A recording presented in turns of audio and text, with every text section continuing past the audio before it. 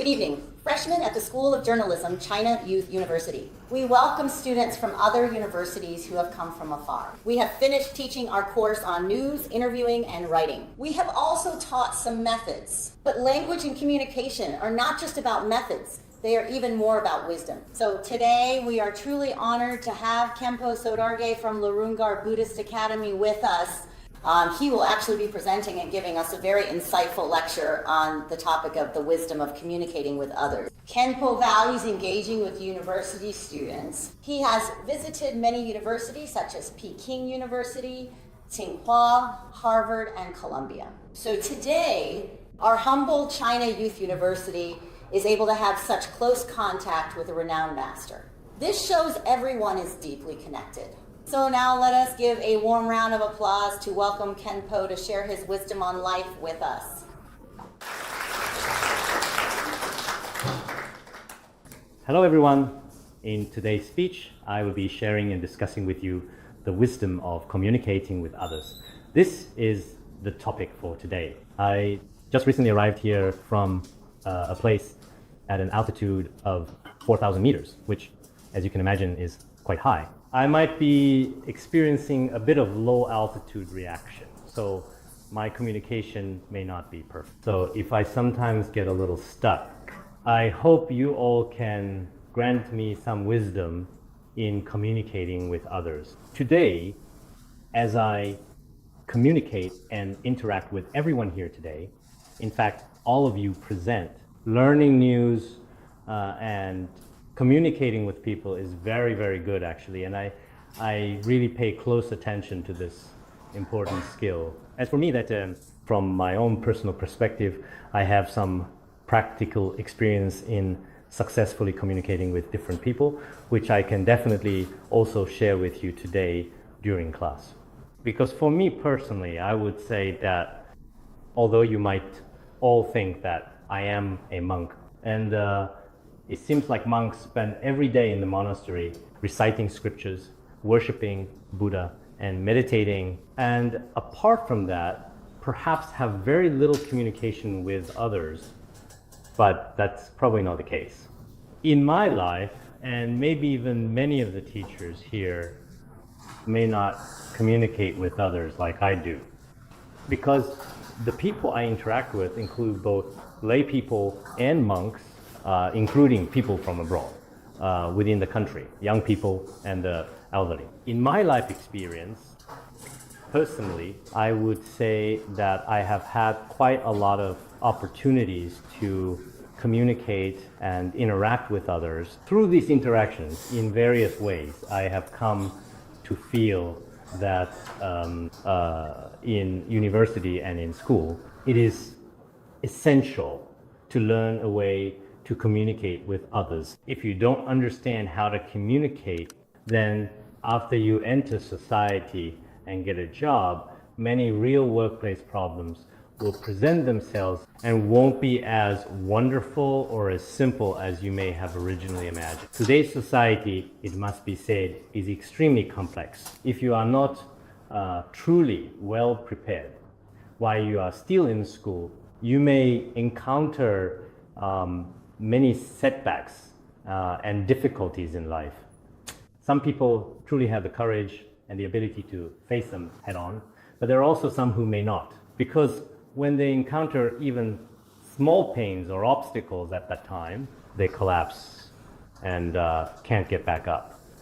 This kind of situation does sometimes happen. That's why during your formative time at school, I always deeply and strongly feel that everyone should not only learn professional knowledge, specialized skills, and wisdom through continuous learning and hands-on experience, but more importantly, learn how to interact and communicate with others. This is indeed extremely crucial.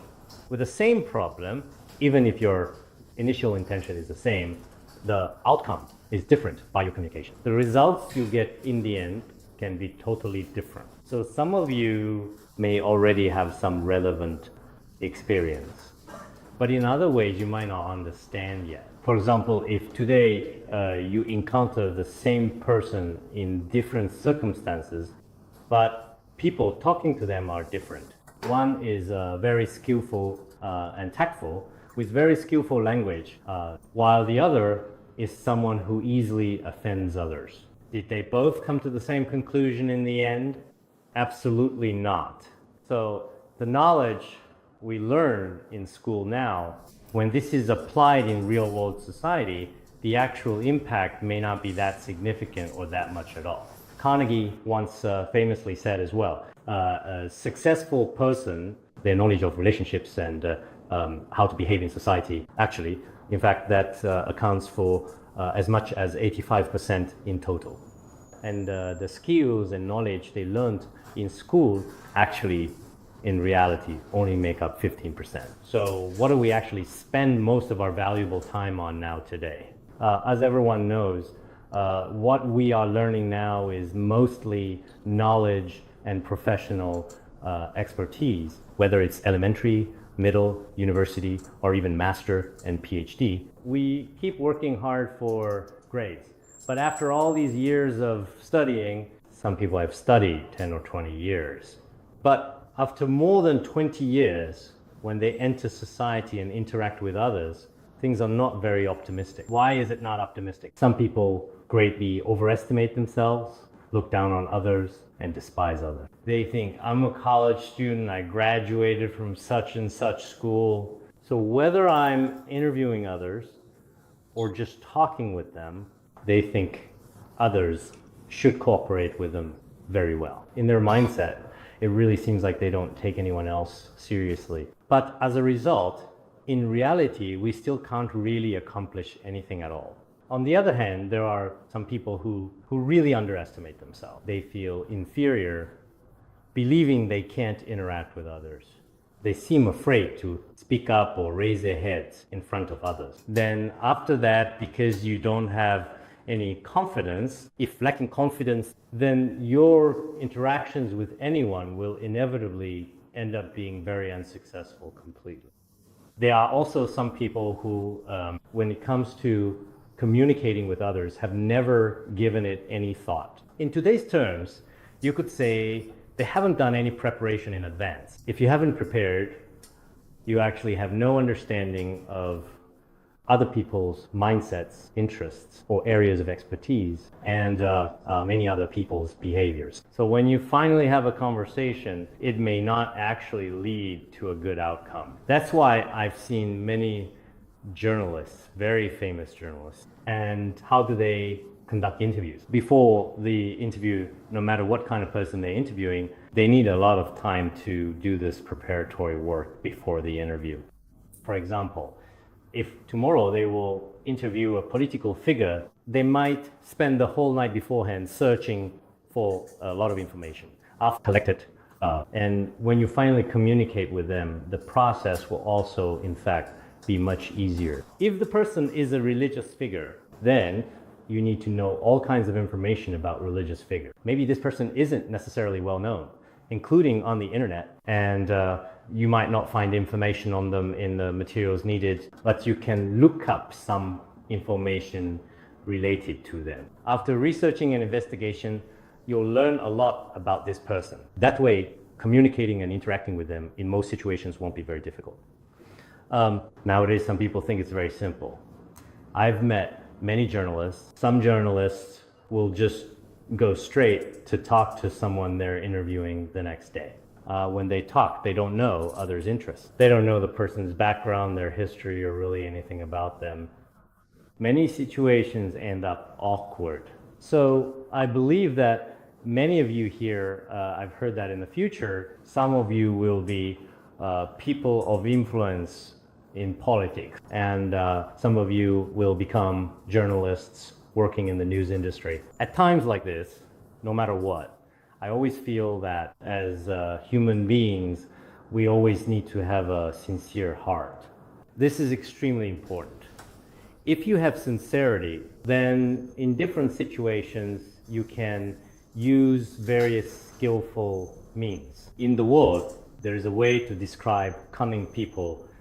That is, when you see person, speak like person. When you see ghost, speak like ghost. What do people use as a metaphor? Such a person is cunning. But From the Buddhist perspective, this way of thinking may also be wrong. As long as your intentions are kind and you have a good heart, then to some extent it might be necessary to, when you see person, speak like person. When you see ghost, speak like ghost. Why we need to do it? For example, this morning I met a beggar of very low status just outside my apartment on the street. Noon I met a farmer, and afternoon I met an official. The way I speak to each of them should be different based on circumstance. When I talk to the beggar, it's impossible to explain to him quantum mechanics principles. Even so, it's pointless. I must talk to him. So if I want to communicate with a beggar, I need to understand first what a beggar's life is like, what his situation is. After I understand that, I can have a good conversation with him. If I want to talk to an ordinary farmer or a worker, or if an ordinary person wants to talk to him, I need to immerse in their lives. What is their life really like? What is their way of living? Then I can speak to them in the language of a farmer. If in the afternoon I need to talk to a scientist or a leader, I can't use it with farmers and low status people. Speak this language to him. But nowadays, many young people don't really do this. They generalize everything. They just go by their own interests and preferences without distinguishing between different types of people. Actually, this is very unreasonable. First, we need to know what kind of person we are communicating with. When communicating, we need to know what kind of language to use. This is extremely important.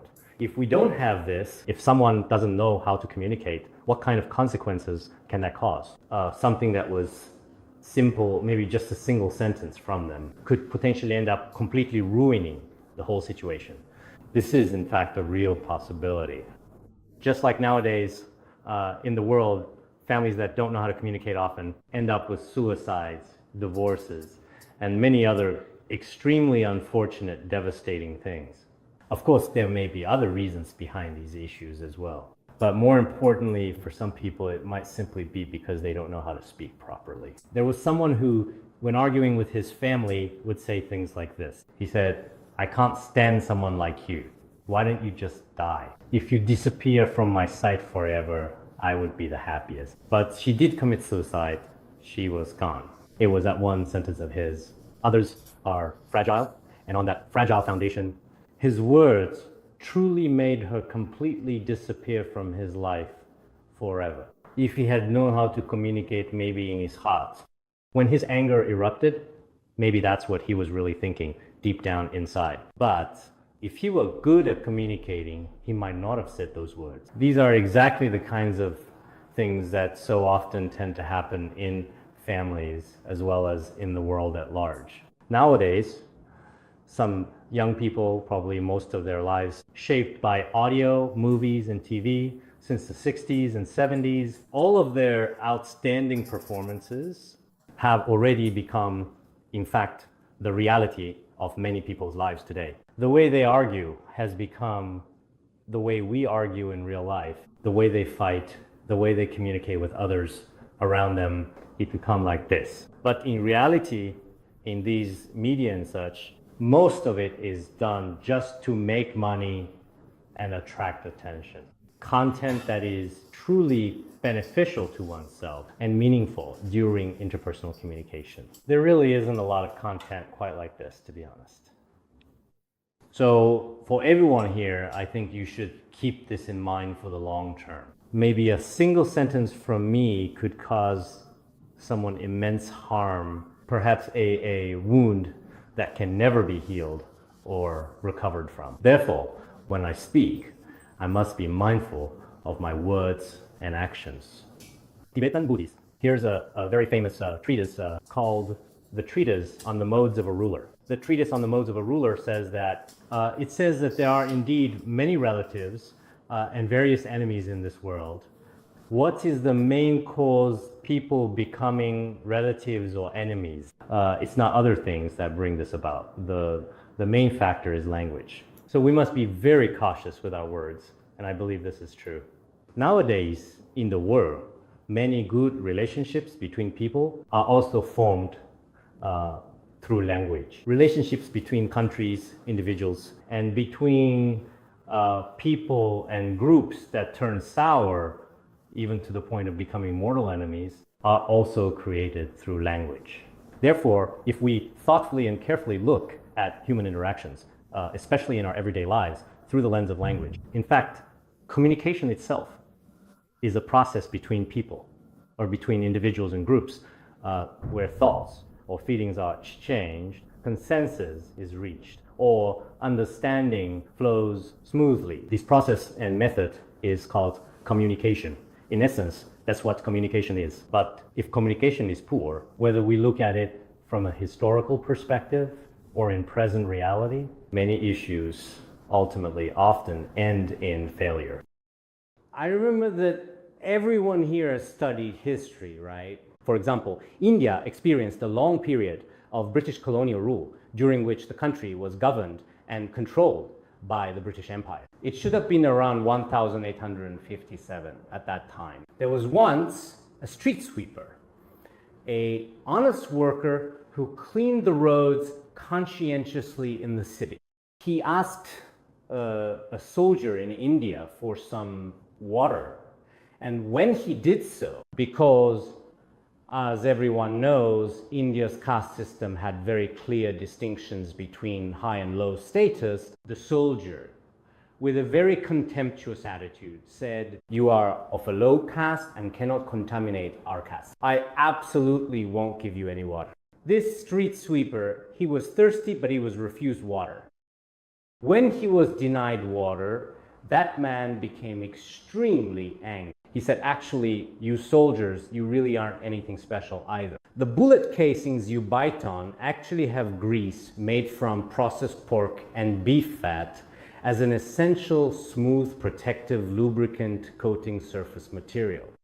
It seems that bullets at that time were not like the ones we have now, because at that time, back then, the Industrial Revolution had only just begun. Not the scientific era now. Each bullet had to be bitten at the base before use. In fact, the British used beef and pork fat to make the lubricant for these bullets. So every bullet was coated with this grease. Later, this soldier discovered this fact about their bullets because, as he just said, you all aren't that remarkable either. Bullets you bite daily are coated with beef and pork fat. Everyone knows this fact. In India, generally speaking, whether we are referring to soldiers or to civilians, in most cases, they either follow the religious practices of Hinduism or Islam as their primary faith. For people who believe Hindus, they consider cows to be sacred in their culture and, as a result, do not eat beef. And those who follow Islam do not eat pork.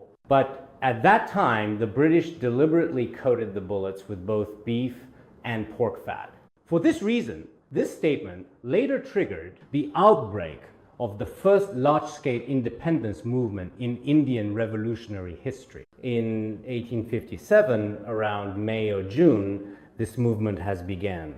The flames of war swept across 1/6 of India's territory, and this lasted for as long as 2 years. Although this independence movement did not fully succeed at that particular time, and the British were not driven out at that particular time, it was because of this that Indians later began to launch a national movement and bravely stood up for themselves. We can associate with some of the world's most significant, influential, and major historical movements and events or wars which were triggered by the words or communication of certain individuals then. Many historical figures, often in the course of their interaction, some people are very skillful and expedient. I think for those here in the future, when you are out in the world, the language, as we often say, words can be frightening, is something that truly deserves our caution. In this day and age, these days, there is no shortage of people who like to talk. Everyone stands up to talk about their own merits.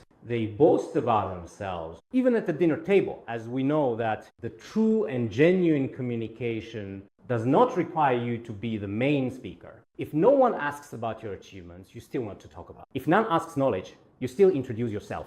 at such and such a time I did this or that. Many people like to talk this way. In fact, to enjoy listening is much good than talking. If you listen more to others' opinions and try to understand their mindset more deeply, this is called empathine psychology.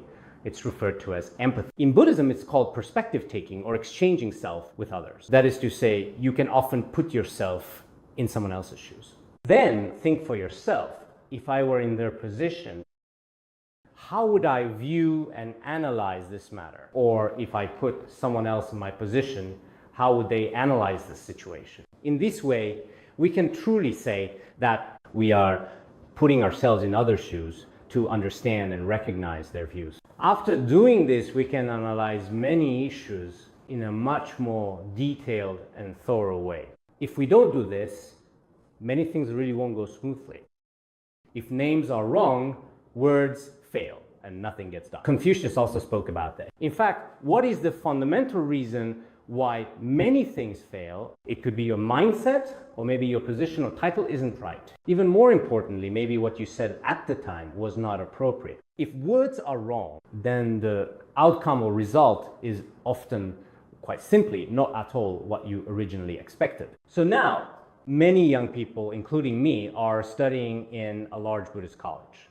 I often encounter many graduates in my work and daily life from a wide range of different universities. When I first heard he was a doctoral student, graduated from a certain school, you're quite surprised and really think, this person must be remarkable. But when you actually have them do things or interact with others, it doesn't seem to be the case. Their school is very famous and prestigious, and their current social status should be quite good indeed. But it's really not, as you would imagine. It seems when they interact with others, they're either fragile or insecure, or they might be especially arrogant, almost as if they look down on everyone else around them. For analytical intelligence and understanding others, they're not really up to par. At times like this, as you may know, in life, many things frequently don't succeed. That's why I often think this way deep in my mind. When we are students, it's not just about learning a large amount of valuable knowledge from books. More importantly, because student days are actually a really great opportunity and you have plenty of time. There's no pressure from life, no pressure from work, so you can devote all your precious time to learning various important skills and knowledge. But during this time, you can also, for example, learn how to interact with others. If you don't learn how to interact, it can have an impact on your future work. I remember back when I was studying at school many years ago, there was a classmate who was extremely diligent and hardworking. He was extremely kind as a person, but he often didn't really like to talk. During my nearly 4 years at school, I only ever heard him say one thing: I want to take my backpack out. Because at that time, we would sometimes deliberately block his desk, and when he went out, we wouldn't let him take his backpack mischievous. We blocked him, and he kept trying to get his backpack, but we didn't give it to him. And finally, he said, I want to take my backpack. That was the only sentence like that I ever heard from him during my entire time at school. Other than that, as far as I know, he never really talked to others. Later, around 2006, we had a class reunion 20 years after graduation. Even then, he still wasn't very talkative. Another classmate of ours said, 20 years ago, I often spoke up for you. 20 years later, must I still speak for you? Do you still not like to talk? That's what he said. Actually, he's incredibly smart and remarkably, exceptionally quick-witted. But sometimes, this might, in some cases, be related to a person's character. He just wasn't very willing to interact with others. As for you all, I don't really understand each of your individual mindset. Of course, as we know, according to Buddhist teachings, in fact, every sentient being has different karma from previous lives. Different karma in past lives makes our personalities different now. Our intelligence is different, and our interests in life are different as well. I firmly believe this, and it truly is the case. For example, in a family where the parents, specifically the biological parents, are the same, meaning both are the same individuals, the personalities of two brothers can indeed be completely different. From a worldly perspective, their circumstances are similar. Why do their personalities differ? Buddhism explains there are significant distinctions in the karmic forces that follow each person's mind. So, in this way, what mindset each of you has specifically? I'm not entirely sure, but that's not important. So, what is important? At school, we must first focus on studying each day. The ancients often said, read 10,000 books, travel 10,000 miles, and meet countless people. I think these three things are all important. First, during your university years, you shouldn't be distracted. If you are always on your phone, online, and chatting, then those 4 years of university, which are very short, will be completely wasted. Some people spend 4 years there and come out having learned very little. It even seems like they've forgotten some of what they knew, because life is relatively free there. At that time, they end up wasting a lot of money and time. They waste their youth, as well as so many other precious and valuable things. And in the end, when they graduate. But there are others who read hundreds of books during their university years. Afterwards, I think there's really no need to rush into working right away at all. If you have the means and the ability in various aspects, you should go out and see the world. If you have the opportunity, even just a brief moment, you can go visit richer countries and see what their way of life is like. You can also visit some poorer, less developed places. For example, places such as Cambodia, Vietnam, and Lebanon in the world as we know it today. When we see how people live in those places in our daily lives, we realize that their lives are completely different from ours. There are still people in the world who still survive in such ways. This is really very helpful for your own life. Sometimes you can even go to Tibetan areas, travel around the Qinghai Tibet plateau and so on. There you'll see blue skies and white clouds, as well as the poor and disadvantaged students. At such times, when you truly travel far and wide, you realize that this is definitely very important in your future endeavor. Thirdly, you should also meet all kinds of people. Some people, while at school, don't interact with anyone. Actually, this really isn't good. You should try to learn how to communicate with others. When you go out into the world, it won't be like school. Everyone is very simple, pure, cheerful, and lively. That's not the case. When you enter society, when you are living your life, many people around you will be anxious or suffering. It's very complicated, and some people have their own agendas. For us monastics, it's very easy to interact with other monastics. After all, a monastic's life is relatively simple. They don't have much selfishness or hidden motives. But when you interact with all kinds of people in the secular world, you must be careful not to speak to them as to a fellow monastic. If someone says something, there must be a reason behind it. If I'm not careful, in the end, I find myself already caught up in a certain circle. Then I realize that the world is not as pure and peaceful as a monastic temple, nor is it quite as simple as being in a school environment. This society is filled with many complexities. So how should I face this situation? If I complain about them every day, is it of any use? No, it's pointless. Sometimes we often think things should be a certain way, but in reality, our own communication and wisdom are lacking. Often we make wrong judgments, wrong decisions, and even our entire analysis can be incorrect. Therefore, I think that while studying daily, we should learn to think much more deeply and very thoughtfully. In fact, student life should certainly be considered a very wonderful period for most people. It is the time shapes your future. You may feel you are embarking on your own path in life, but in reality, life's road isn't happy. It's full of twists and turns. If you are rich or poor, with or without status, life is a really complicated path. But the experiences we are having now should be truly very wonderful and sweet. Often when you look back in your old age or in middle age, you will find that today's life is endlessly memorable. That's really how I feel about the life, honestly. So at a time like this, what is most important for us right now? It should be learning how to carefully analyze problems and clearly communicate about them. This is extremely important and valuable. Why is it that in schools nowadays, a lot of the knowledge is relatively simple? It's just some things from textbooks, and the teachers you encounter, if they were to share their life experience and wisdom, it can make things easier going. But some teachers only instill all the theories from the textbooks into. Can this satisfy the needs of our lives? Absolutely not in any way. There are even some issues, and in fact some major ones, that you might never use at all. When you can't use what you've learned, even if you are a highly educated person, why is it that you are sometimes often rejected or excluded in real life? So at times like this, you also really need to have your own wisdom and sound judgment. Without that, this world really is. We often believe that seeing is believing and hearing is unreliable. There is this saying, but in reality, sometimes our own wisdom alone is simply not enough to guide us, and many problems may not be as you imagine. This point applies not only to those of us here, but also to renowned figures like Confucius. He too made this mistake just like others.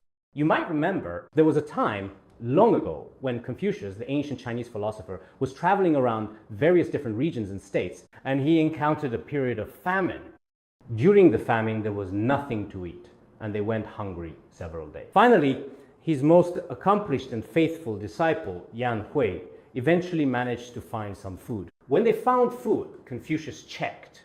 While he was making rice, as soon as it was done, he eagerly stuffed some into his own mouth, savoring the taste. Confucius was very angry. I always think his morals are very good, but today, stealing a bite was really unacceptable. But after a while, Yan Hui finished cooking the rice and then brought it to Confucius. When he gave it to Confucius, he deliberately said, "Shouldn't you really offer it to heaven and earth first, respectfully? Why are you giving it to me before you do that?" Yan Hui replied, "Today, we can't offer it to heaven and earth because I ate it first." Why did I eat it first, I wonder? Just now, when I lifted the pot lid, it seemed a mouse happened to run by on top. And then something black fell into the pot. I couldn't tell at that time whether it was mouse droppings or something else. So I was going to fish it out and throw it away. But when I was about to throw it away, I couldn't bear to waste it, so I ate it myself. At this point, Confucius realized that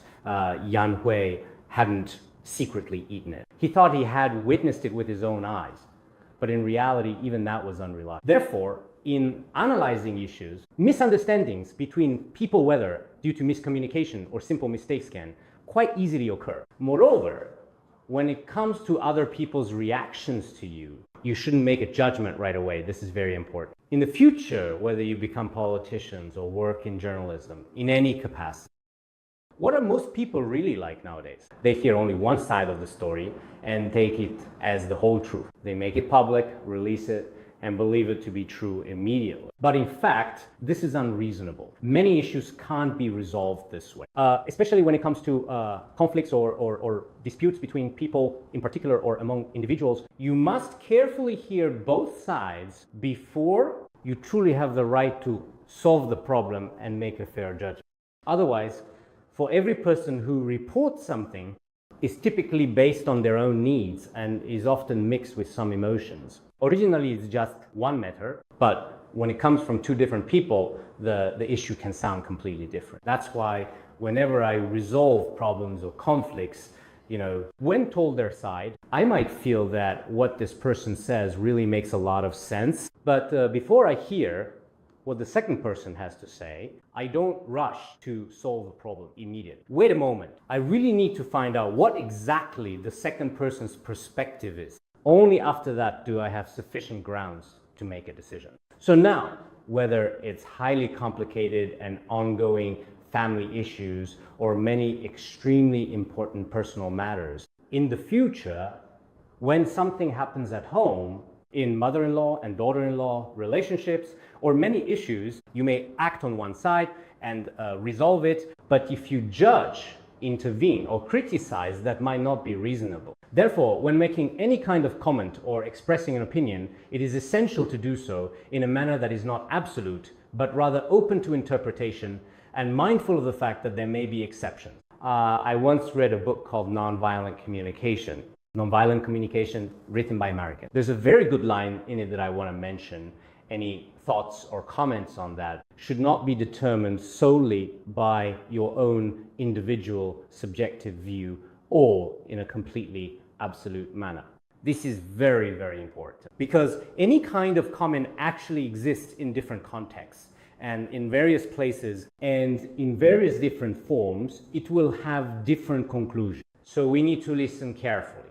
Now, whether I'm listening to the news or to someone else's judgment, I wonder exactly what kind of purpose they have in saying this. What is their real background information, their true intention, and their thoughts in all aspects? Is it really like that? It's hard to say. Sometimes certain things just have to be said that way. But in reality, the actual situation may not in fact be like that. In interactions and communication, I think students may still need to observe themselves, because by paying attention to their own actions and thoughts, they can better understand how they learn about themselves. We really need to calm our minds indeed, especially when our minds are unsettled and not clear. Any decision we make is likely to be really problematic. It may not be entirely correct in every case. So in such situations, we need to be good at carefully and frequently observing our own minds. When you need to make a decision about something quite significant, you should first thoughtfully observe your own mind. In this way, our communication with others should be very successful. There is also a concept known as in Buddhism regarding communication. In fact, it specifically talks about something called the 4 means of embracing. The 4 means are loving speech, giving, working together, and beneficial action. Actually, when you compare this to some worldly truths, it is also very good. What is loving speech? It means that in the process of communicating with others, we should use good language with clarity and respect, because language is the tool for all communication. Of course, in Buddhism, language is divided into 3 types. What are these 3 types of language? One is called pleasing speech. This is the kind of language that sounds very sweet and harmonious to others. Another language is truthful speech. Truthful speech means that when reflecting on something, say it exactly as it is, honestly and factually. This is called truthful speech. There is also a type of language called inverted speech, which does not correspond to reality. Nowadays, false speech refers to deceptive or untrue language. We should speak words of loving kindness. What is loving kindness in speech? It means wishing others happiness. Of course, in this process, as we know, at times people have different dispositions. If my intention is altruistic, I can even display a bit of anger or use some stimulating and engaging language. That's also perfectly acceptable, because if you always use very gentle and soft language, some people won't accept it. I know a journalist, someone whose intentions are genuinely, truly good. Once, she was interviewing a very famous celebrity. At first, she had already scheduled a specific time to meet with him, as they had previously discussed. After agreeing on time, she traveled a long way, flying from Beijing to a place approximately about 3 hours away. When she arrived, the celebrity seemed very arrogant. He said, "I can't do it now. I'm filming another show. I don't have time at the moment." Later, she said, "If you're, for example, recording or filming something else and you won't be able to make it, you should have told me in advance if that was the case. You wasted so much of my time, plus the travel expenses and everything. What am I supposed to do about it?" Then he said to her, "Well, if you really need to do it now, maybe we can do it like this. It takes about 10 to 20 minutes by car from the hotel to the filming location. You can just chat with me for those 10 to 20 minutes. That's all the time I have." Normally, her interviews would typically take at the very least 2 hours. After they got in the car, he seemed especially arrogant and completely ignored her. When he ignored her, she thought to herself, this interview, first of all, there's just not enough time. And secondly, it's basically impossible. She thought, my intentions are good, but maybe I should give him a bit of a scare. So she said, since you're like this and won't let me use your time, you have to take responsibility. I've recorded your entire process exactly as it happened. At that moment, he immediately relaxed. He said, well, how about we wait a bit and talk in the lobby? Later, in the lobby, he also gave her a lot of time. It seemed like he wanted to please her, so he kept giving her more time.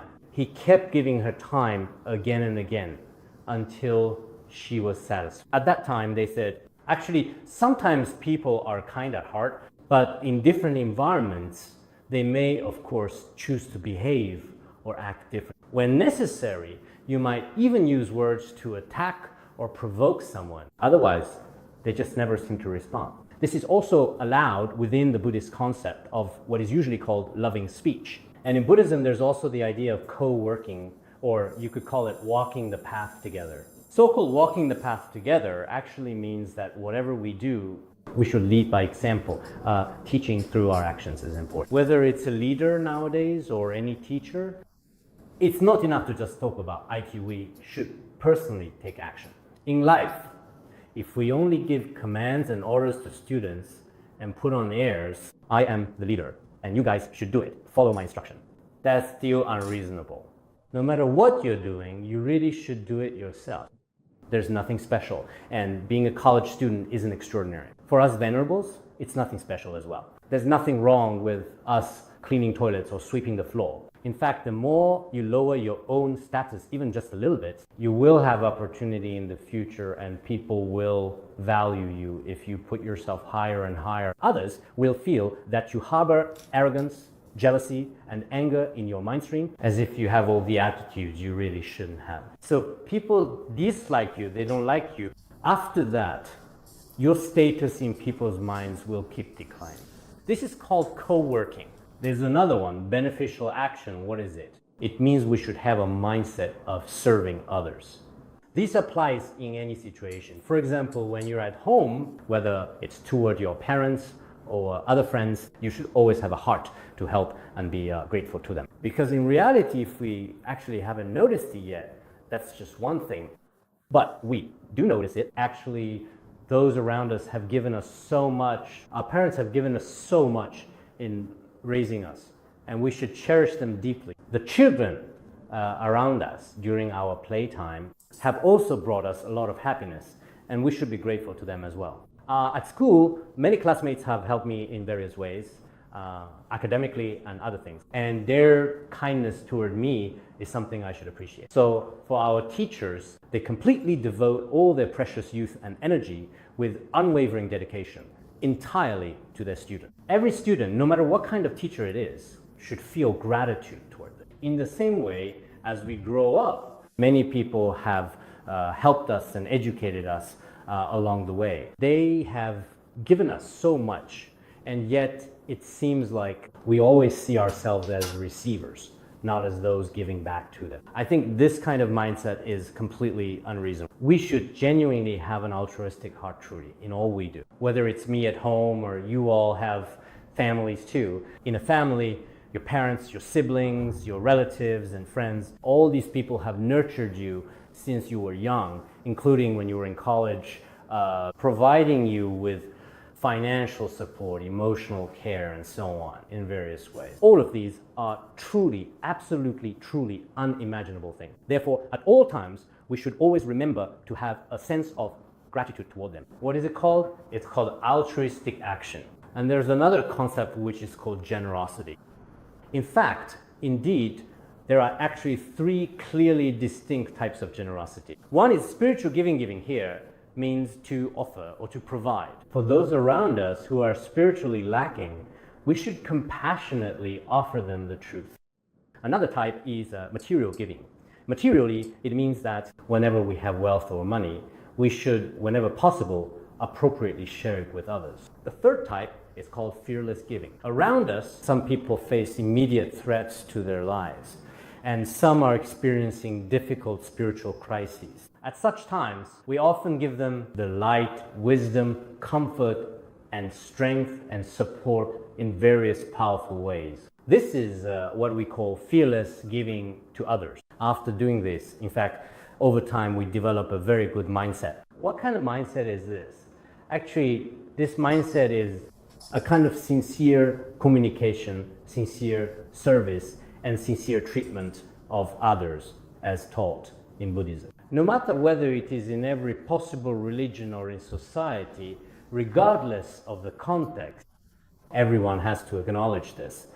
All you sitting here may not be very familiar with Buddhism or any other form of religion in your life. At this point, generally speaking, I haven't taught such principles about religions, but you should know that among the approximately 7 billion people who are currently living in the world today, it should be said that except for a little over 1 billion people who have no faith, the vast majority of people in the world have different religious beliefs. Therefore, to consider religious belief, in essence, as superstition, your first perspective, your first viewpoint is to treat it as a kind of superstition, a kind of ignorance. If you approach it this way, I'm afraid it's hard to make sense of it. Because throughout all of human history, so many various religions have existed in the world. And in fact, for many people, religion is, in reality, their one true and ultimate faith, an ultimate personal spiritual value system. In such cases, when you need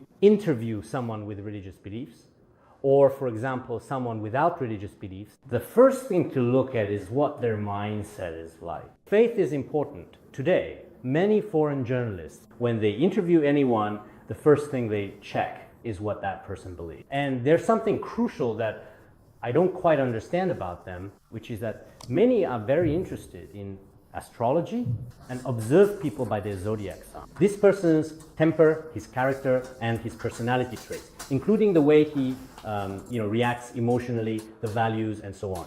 I've heard some people say that these guesses are very accurate, but I don't really know much about it. But you first need to know what this person's faith is. If this person, as we just mentioned, believes in a certain religion, and you say something that angers him, or if you say something that just happens to directly and unexpectedly conflict with his beliefs, then it's possible that your conversation today simply will not be successful. Therefore, a wise person should first communicate thoroughly and effectively on all fronts. This kind of communication is, in particular, very meaningful for a person, and it also has a certain value.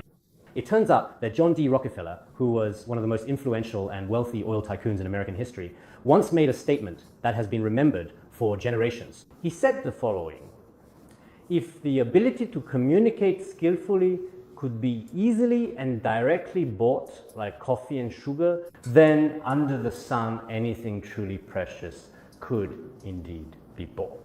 What he meant was that the ability to communicate genuinely, whether in school or in the world at large, in any situation, when necessary, we should make an effort to learn more about it because it is extremely valuable, highly useful, and can be effectively applied in virtually any situation or circumstance. For example, the knowledge we learn in physics or chemistry may not be applicable in every situation or in certain cases.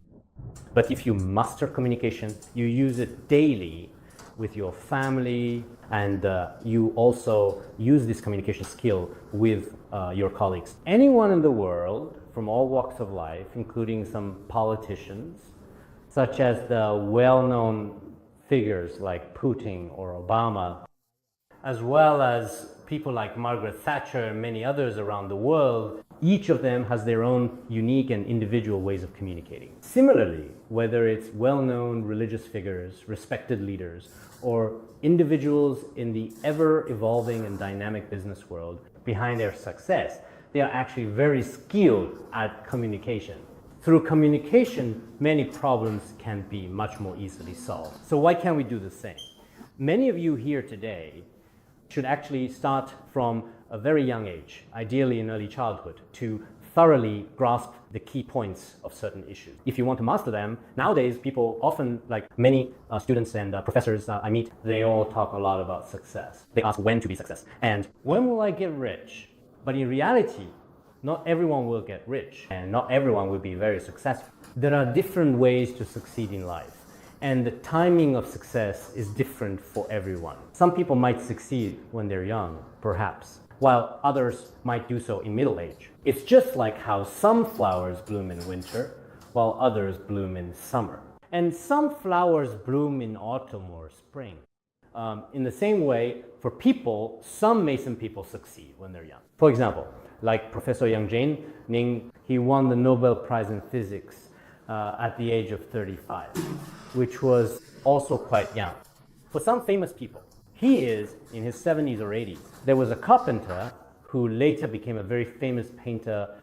He worked as a carpenter until he was 50. Later, when he was around 70 or 80, that's when his paintings became the most valuable. So in life, for everyone, as we know, no matter what your situation is, you must not lose confidence in yourself. Nowadays, some people, when they encounter something or face a setback in their lives, they immediately become unwilling to communicate with others and quickly develop autism or depression. In China, more people are suffering from depression. Why is that? Some people in relationships, business, or careers can't handle slightest problem as it arises. But that's not how it should be. You can pursue your career at any time and in any place. Just look for exactly what you truly need. If you fail in one career, you can immediately look for another. A US president failed 8 times in elections. He kept working hard and he succeeded. So whether it's in life or at any moment, I see some young people today, they often feel very sad even when there's actually no need to be sad. They are fragile in situations where they shouldn't be. And when they encounter even a small setback, on the surface, they may seem strong and healthy with no problems in any aspect, speaking confidently and feeling proud of themselves. But when faced with just a single comment from someone else or a minor incident, they completely collapse from then on. In fact, this is actually very unreasonable. In Buddhism, this is called vigorous diligence. What does vigorous diligence mean? You must always be diligent. Strive to keep moving forward on the bright path of your life. In this way, there will be no such thing as failure. Those failures simply won't exist. So if we learn to truly communicate by honestly sharing our thoughts and feelings, and by listening to each other, it should be very meaningful and significant on your path to achieving true success in life. I once saw that Sam Walton, the founder of Walmart, he once said this, and I quote, "The leadership system of Walmart can be down to just a single essential spirit or idea. It will be communication."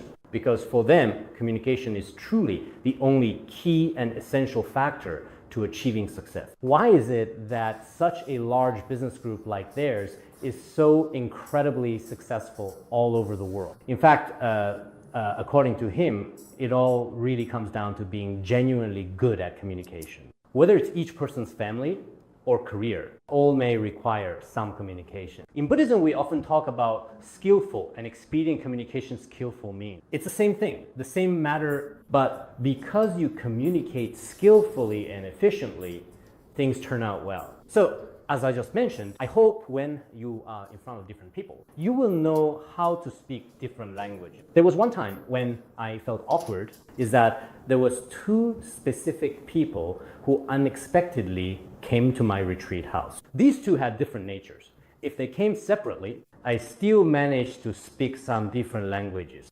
One of them had been in retreat for 20 years. He had completely seen through all worldly matters and had no interest in worldly affairs. From a Buddhist perspective, he was someone of good spiritual practice. The other person, on the other hand, only talked about politics and economics and had no time at all for spiritual practice. But I only had half an hour at noon to receive both of them together. When I was hosting them together, my mind was trying to please both sides, trying to cater to each. Their ways of thinking were fundamentally at odds with each other every possible way. You could say they were poles apart. So in this situation, I could only try to balance in the middle between them. From experience, it was difficult to communicate because their values were fundamentally and completely different from each other. But if I received each person individually, one at a time, I could manage it. When I was with a spiritual practitioner, I wouldn't talk about worldly matters. I'm speaking completely and sincere. It wasn't to brush him off or deceive him. I was genuinely sincere. I could discuss many issues related to spiritual practice with him. When I met with journalists, I could also talk about what I knew. When I met some celebrities, my interests may differ from some celebrities. I would do my best to share the principles I understood. So in Buddhism, this is generally called teaching according to the needs of the audience. Different sentient beings, different people, each have their own capacities and interests. In such cases, the Buddha will, according to devas, nagas, yakshas, Kumhandas, and even humans and non-humans alike. It is from Samantabhadra's vows. For different beings, the Buddha uses different languages to teach them the Dharma. So we should understand that from the Buddhist perspective, when communicating with others, we really need to consider the environment and the person in front of us. We need to consider their identity, interests, and the overall situation. By doing so, I might be very successful in communicating with them, interviewing them, or understanding them. Otherwise, in this whole world, simply to do that, and if we use one approach and follow preferences and often boast in different situations, it might be pointless. I know someone who is especially fond of painting, especially beautiful paint, but he talks about his ideas on painting in every situation. He was ignoring others. Among teachers, he insists on discussing his painting and discussed among singers. Some people are interested in his painting, but some have no interest at all. Yet others really don't even understand his ideas. So when we speak, we should notice others' expression. This is very important. When I speak, I often observe the other person's facial expressions. For example, with many people, it is impossible to focus on everyone's faces, but when I'm interacting and communicating with a few people, I always need to watch their eyes and facial expression. If they seem receptive, I keep going with the topic and continue chatting with them. But if their interest or if their gaze keeps on shifting, even I can see from his expression that they really don't want to continue this topic. I immediately try to change the subject and change it again if needed. If that still doesn't work, then I just have to stop interacting with them. Otherwise, if he has no interest with my idea and I keep trying to force my own ideas onto them, I think it's pointless, just a waste of time for both of us. Actually, time is a shared asset for everyone, no matter who you are. It's an intangible form of wealth. If we knowingly waste this kind of wealth, especially when others aren't enjoying themselves, that's an absolutely complete waste of our asset. So in the process of interacting and communicating with others, we may need to learn to read other people's attitudes and expression. We should also develop a truly smart, thoughtful, and insightful way or method of carefully observing and understanding others. With this approach, in general, a variety of problems should be solvable. So after this situation, I think that communication studies are actually quite necessary and even rather important to some large extent. In higher education institutions, many teachers and students actually need this kind of knowledge in their daily work and study. But it just so happens that in university you have the time and the opportunity for this. Therefore, everyone should take advantage of this opportunity to learn. If you keep training here, then when you enter society, you can directly apply it in practice. At that point, you'll use these skills with ease and convenience. I think that's all for our discussion today.